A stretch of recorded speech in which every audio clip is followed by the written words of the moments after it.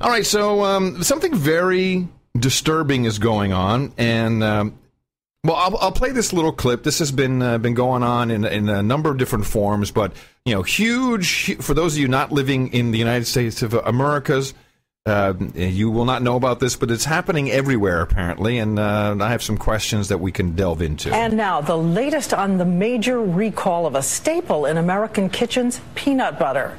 The recall is growing. The Centers for Disease Control has now confirmed that at least 30 people in 19 states were all sickened by salmonella, most of them children. And the clues are pointing investigators towards some well-known brand names: Trader Joe's, Whole Foods, and Target. ABC's Steve Osunsami has more details. What's especially frightening is that most of the people who've gotten sick from the recalled peanut butter are children under the age of 10. I am concerned because I love peanut butter. And you don't know what you're getting.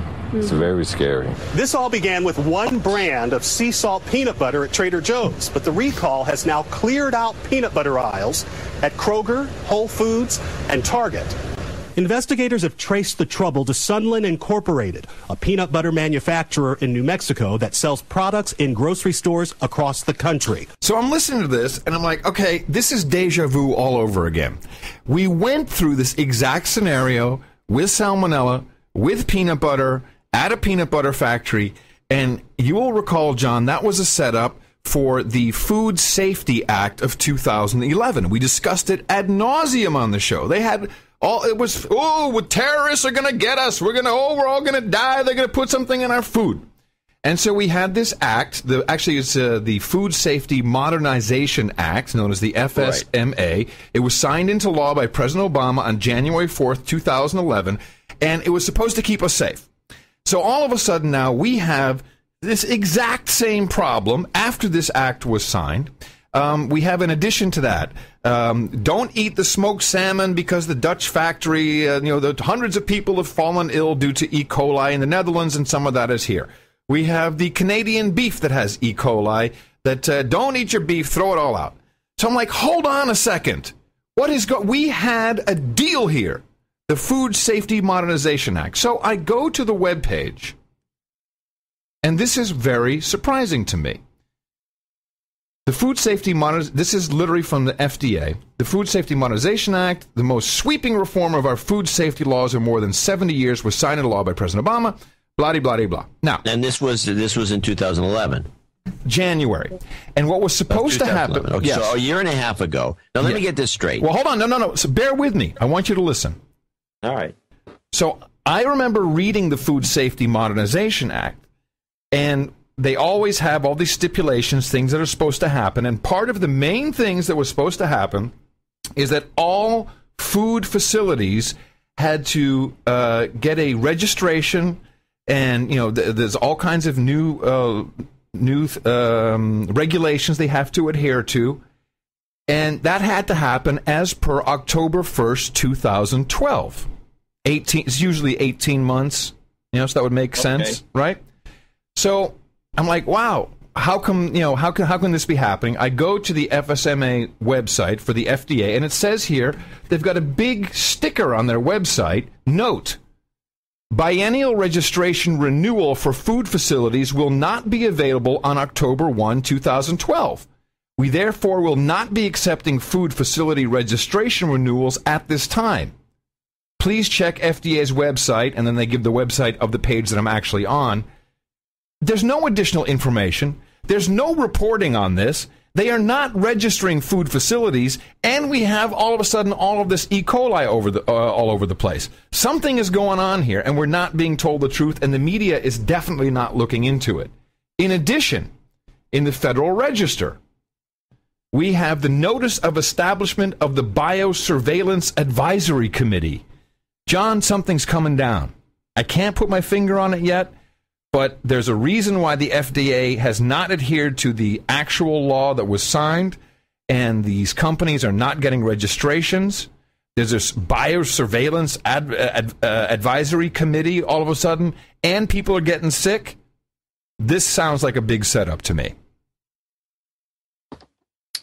Yep, that's what it sounds like.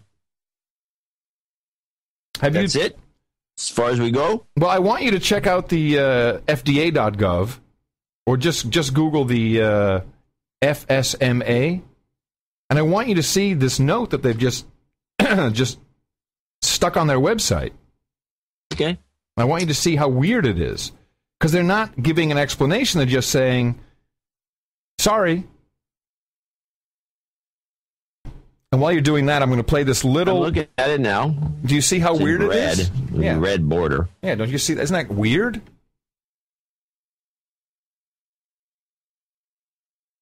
And to further